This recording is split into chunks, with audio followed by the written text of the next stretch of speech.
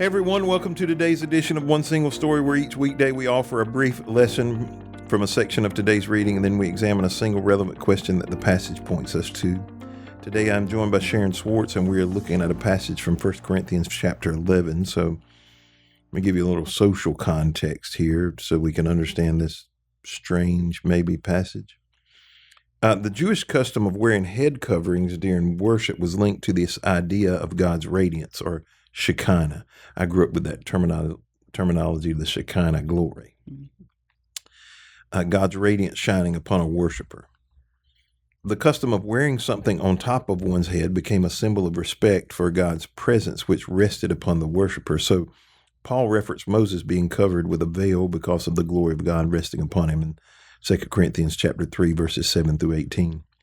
The head covering in Paul's day was usually a prayer shawl, the tallit, which would hang down from a devout man or woman's head. In 1 Corinthians, Paul tells the church that their head is not Moses, but Christ. His next sentences imply that what one does with one's head makes a theological statement about Christ.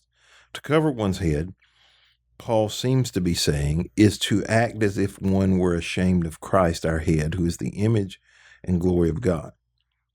There is to be nothing between man and the God whom he worships. The question is not what a man does with his head, but what a man says by what he does with his head. However, head coverings meant something different for women in that day. Married Jewish women were obligated to keep their hair bound up on their heads, or else covered over whenever they appeared in public, because it was a symbol of their married state, much like a wedding ring is today. For a Jewish woman to loosen her hair in public would have been even more dramatic than for a woman today to throw her wedding ring away. For a married woman to uncover her head in the days of Paul would have been sexually suggestive. Paul even said it would be the same as if they wore the hairstyle of prostitutes, who often clipped their hair very short back then. This would shame a wife's head, which is, in the context of this passage, is not a reference to her own physical head, but rather to her husband. Since a married woman is the glory of her husband, she should not shame him. So the question is not what a woman does with her head, but what she says by what she does with her head. Now, it's not what we do, but what we say about God by what we do that's important. This is another example that Paul gives in 1 Corinthians about how to make lifestyle decisions based on what those choices communicate to others about Christ. So here's some important principles to consider as you try to apply this passage. Number one, every word we say and action we perform communicates something about Christ to other people. That should be sobering to us to think about. Secondly, what we believe about God will be reflected in our words and actions. This underscores the importance of understanding the word so that we can apply it in our words and actions. This particular passage has been misinterpreted in past years, especially in holiness movements. It's imperative that we study Scripture and understand its meaning and apply it properly in our words and actions. Also, our social context should have a measure of influence on how we apply our Christian principles. It cannot be the only influence, but social context cannot be ignored in the believer's daily life. While much of Christianity certainly goes against the grain of social convention, thinking about what our words and actions are communicating to others within the social context is a crucial principle that must be applied to living for Jesus. So really verses 1 through 10 is kind of what we're looking at today. What are some ways that this passage might be applied if it were misinterpreted outside of a social context? What are some ways it might be misapplied or might be applied if it was misinterpreted? A church I went to, women, when you reached the age of accountability to pray, they covered their heads. And there was that to outshine the man. And I think it's why men don't wear hats in church now. It's that same respect, not showing authority. But it goes,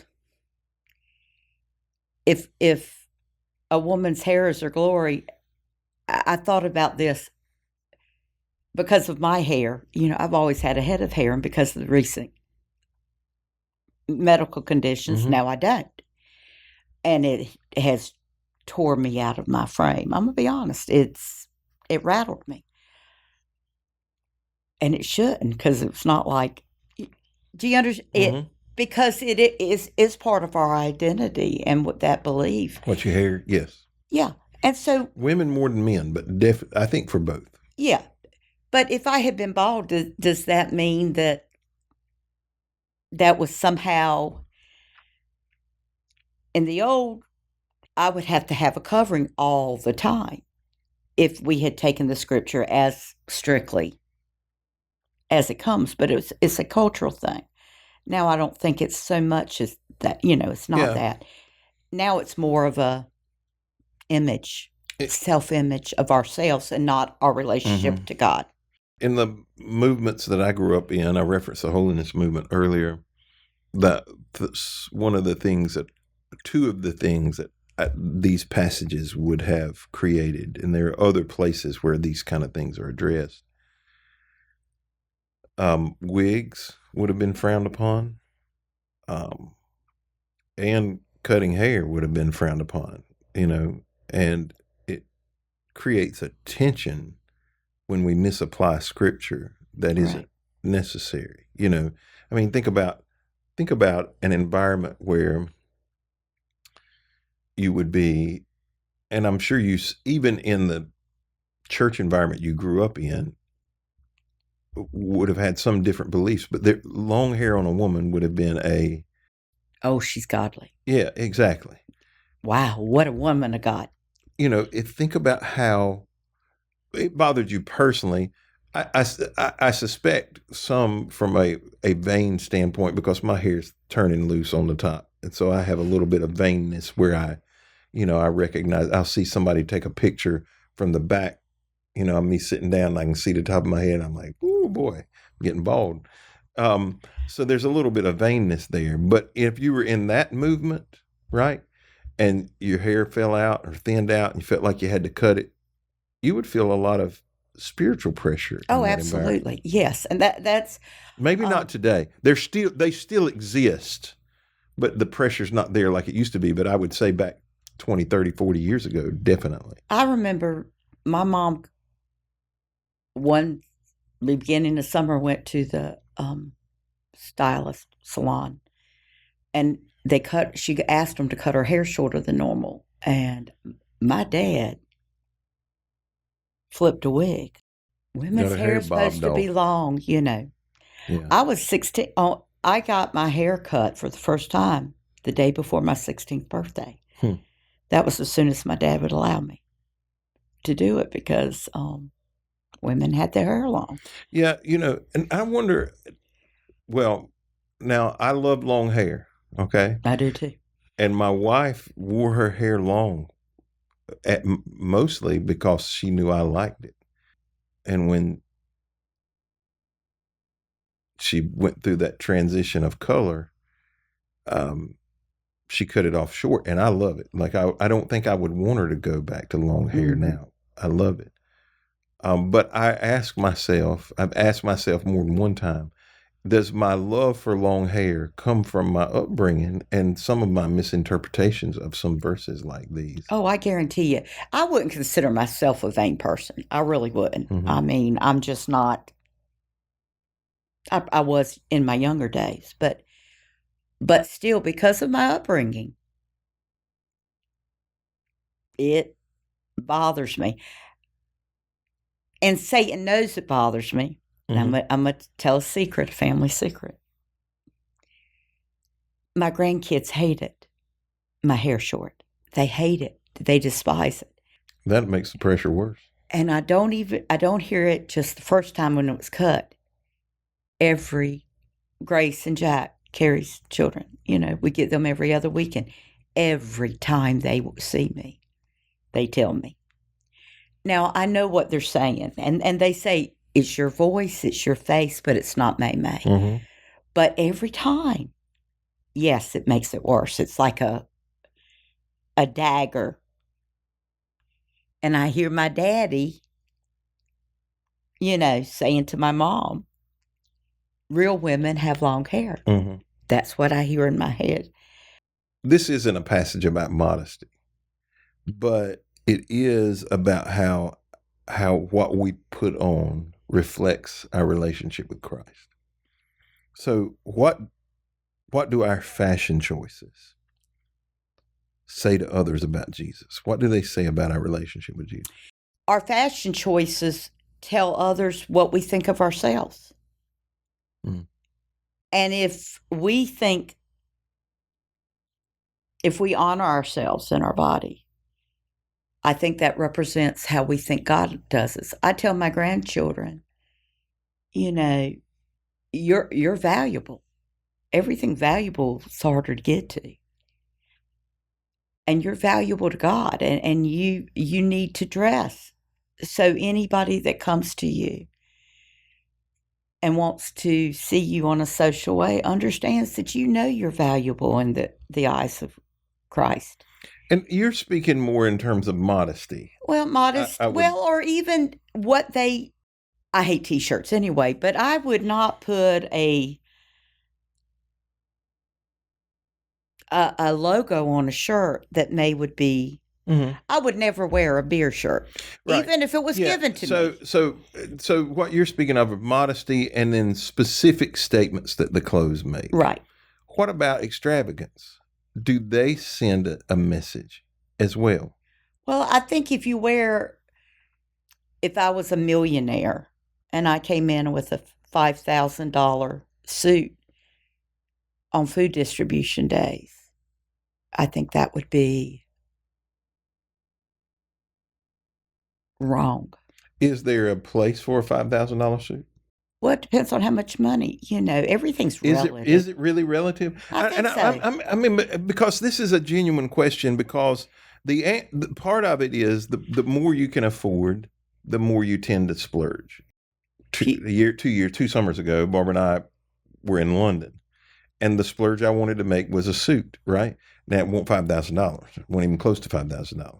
But it was more than I would have normally paid for a suit. And I don't have many suits anymore. I used to have a closet full of them. Now I think I got 4.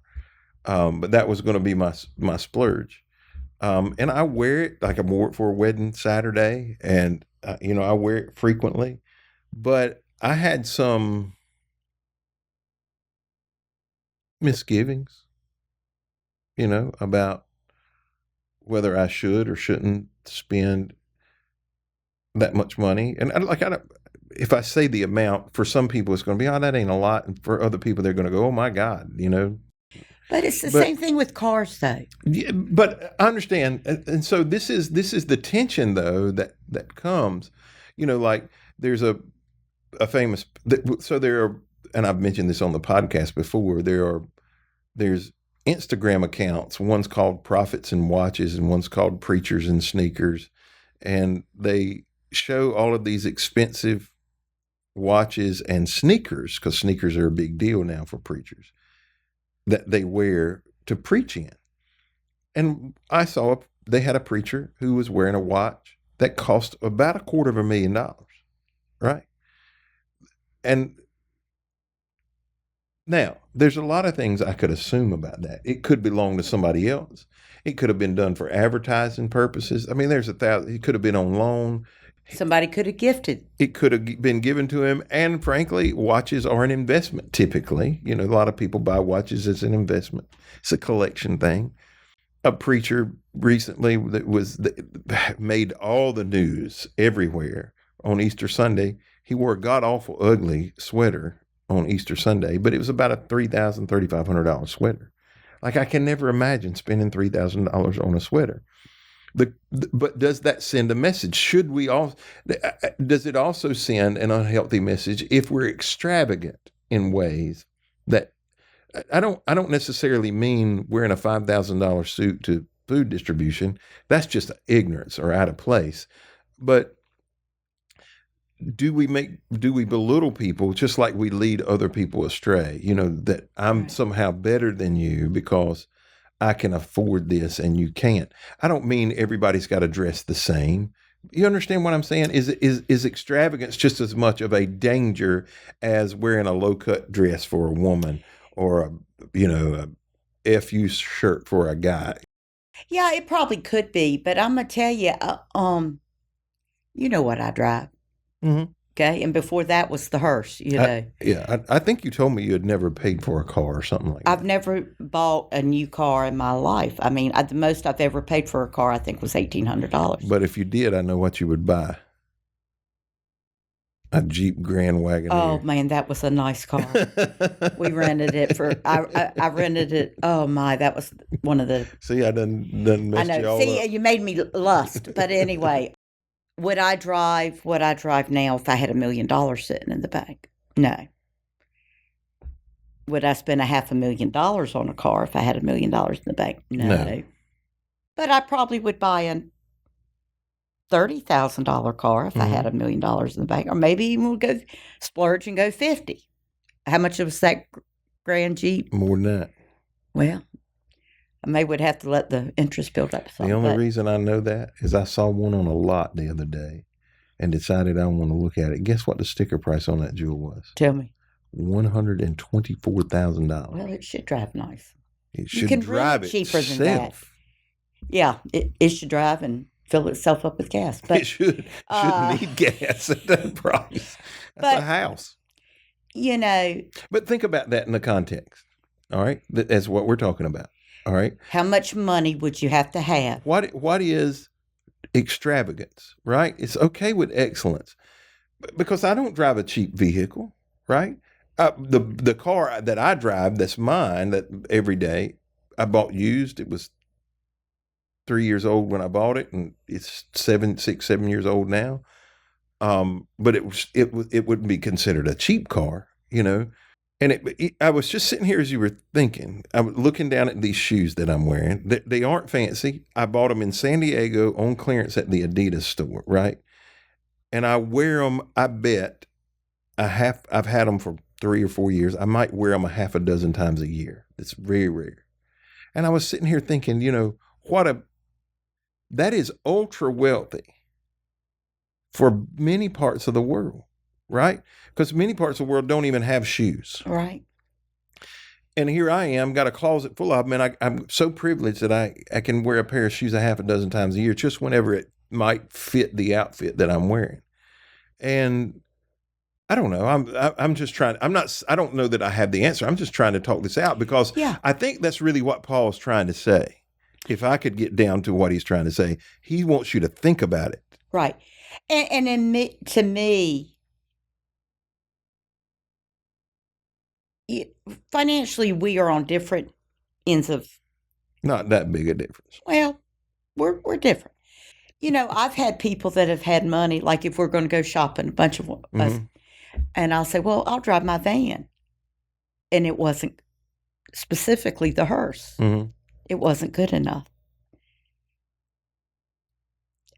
I loved my hearse. Now, my hearse was a old station wagon, but it's hauled more vacation Bible school decorations and everything.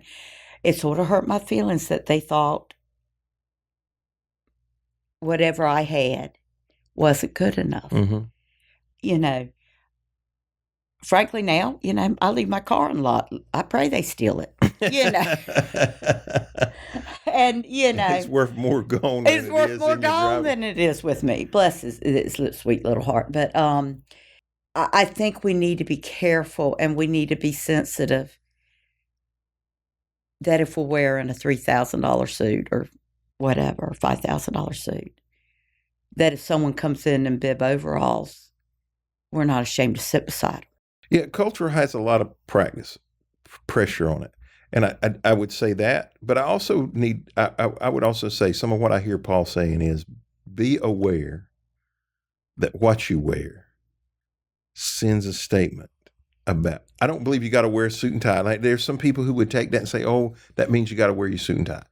I probably got jeans that cost more than some people's suits do, right? So it ain't, the good, better, best is irrelevant. If that's determined by how much you spend on it and how you like to wear it, that's irrelevant. But I think we've got to be aware that it sends a message to people. Well, and I also think because we get dressed, well, maybe I get dressed, I think, okay, what am I going to do today? What's appropriate and weather? Mhm. I think we need to stop and realize that everything we do, from what we wear to what we say, Yes. reflects Christ. Yes. And that's what I take from this. Everything from what shirt you put on is making a statement for Christ.